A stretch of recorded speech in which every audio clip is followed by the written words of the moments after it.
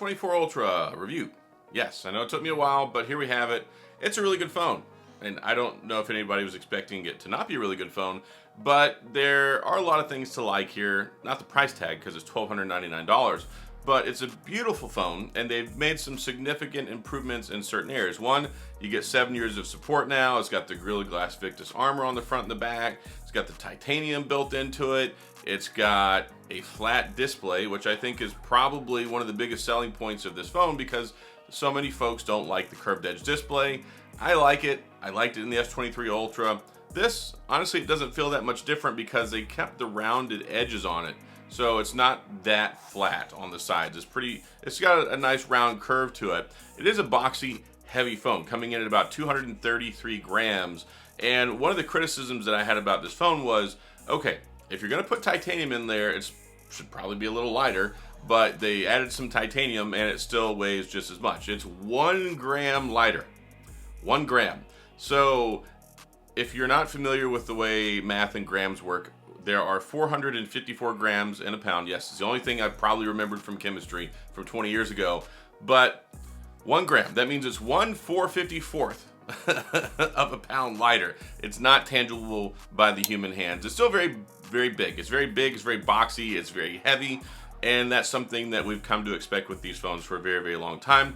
It does have the matte finish on the sides, so it does look good. Like, it's a sharp looking phone, it's very beautiful, it's got a nice display, which has been a subject of controversy. It's kind of weird doing this review over a month later. Like, normally I about the 2-week mark, a lot of stuff has gone on in the last month and a half. Like, my life has been crazy. Unfortunately, I've mentioned this before, my mom passed away in January. A couple weeks later, I get this phone. I had CES in January. I had Mobile World Congress I was just at. I was gone to Europe for a week. So trying to, one, find the motivation, but two, find the time to make sure I adequately reviewed this phone. Well, now is the time. So I've been using it for over a month. I got it on January the 26th. I got it a few days early, and I've enjoyed it. It's been a very quick and smooth experience. One UI 6.1, it's got the smart features, the AI stuff. It's got the circle to search, which you can do, which I haven't used very many times. I don't find it all that useful. I'm sure some people do. I'm glad that it's there. I'd rather be there than not be there. But one thing I did use, and I made a specific video about this while I was in Europe, if you swipe down and get to the quick settings menu and go over to the next page, there's an option for interpreter. And yes, it's basically built on the foundation of the live translate stuff that Google has. But it's actually a really good, really helpful tool. I used it to communicate with people in Barcelona in Spanish. I used it to communicate with people in Paris in French. It was very helpful in getting directions, talking to my Uber driver and things like that. So I do like that. That's a nice feature. It's got DeX, it's got wireless DeX for those of you who still want to be able to use that desktop client software with your phone. It's pretty neat. I don't really use it much in my personal day because I have a dedicated computer in my office. I have my MacBook. So foregoing those for the sake of being able to do some desktop stuff on my Samsung phone, I don't really do that. But some business professionals like it. Some people like it to be able to use it to travel on the go, to do a presentation. I mean, there's certain things you can do with it that are really, really nice.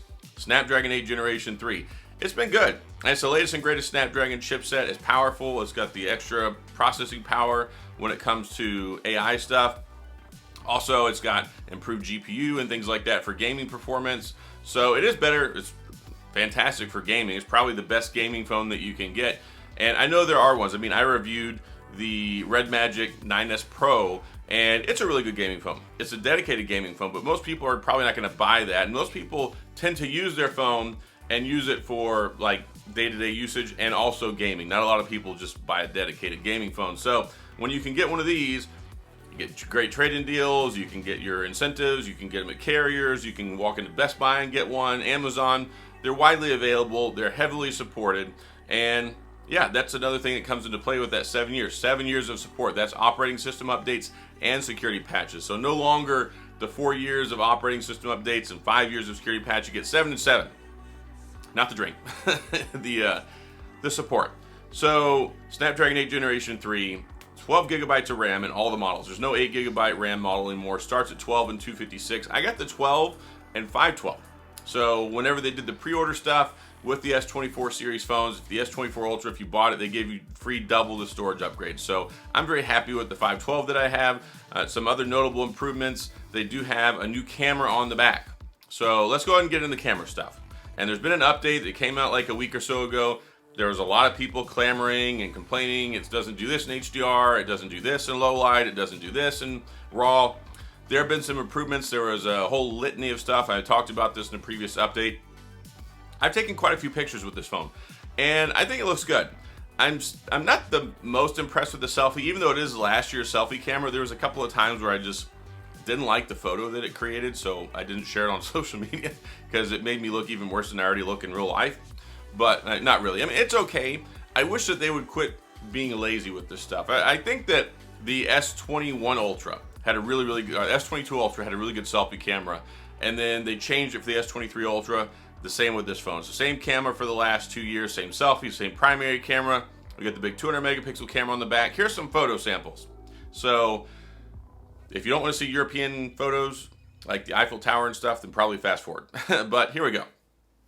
Took quite a few pictures while I was on my trip, and I got to see a lot of cool things. Went to the Louvre, went to the, what's it called?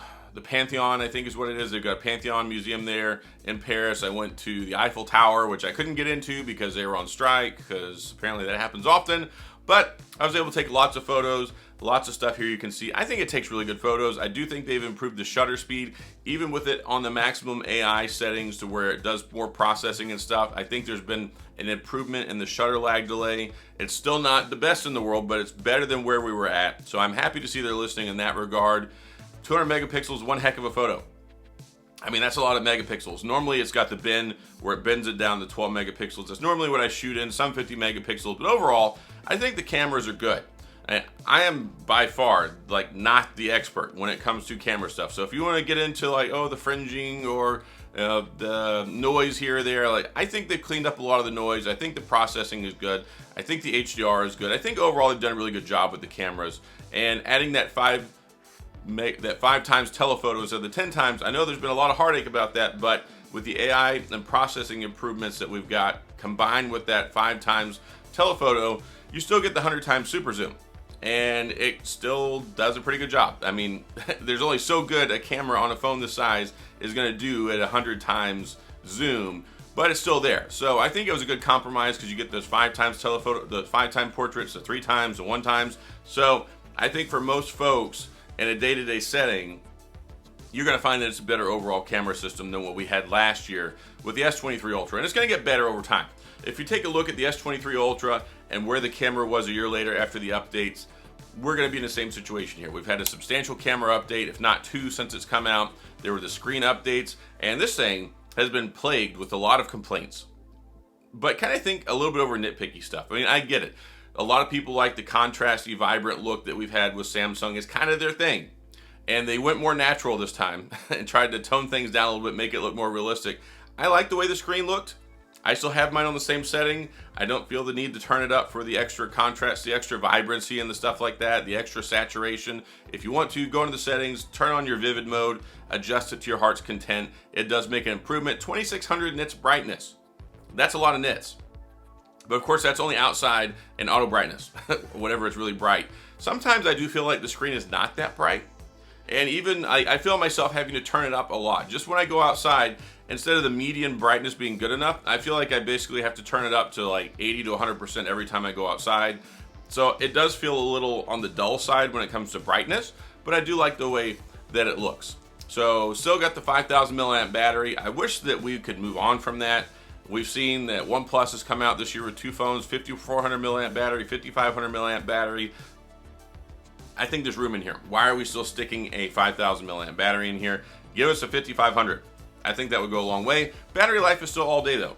And I get about 8 hours of screen on time, heavy usage, always on display on. I do think that the revised always on display this year does burn up a little bit more battery than what we had previously. And the Snapdragon 8 Generation 3 I don't think is quite as tailored as the 8 Generation 2 was, but we had a lot of time. So the battery life is good. I think it's just a skosh lower than the S23 Ultra, but it's still very good.